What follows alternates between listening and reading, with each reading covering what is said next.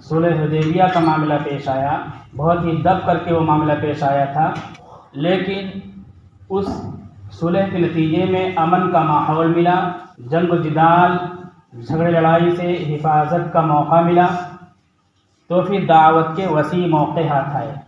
ان وسیع موقعوں میں اطراف اور علاقے اور قوم و قبیلے کے لوگوں کو تو پوری طرح سے دعوت دی ہی جا رہی تھی۔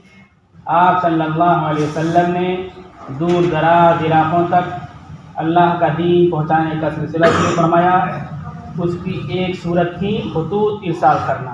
دب کر کے صلح حدیبیہ ہوا، کیوں؟ ایک بڑی چیز ہمارے سامنے تھی، دعوت کا میدان، دعوت کا موقع۔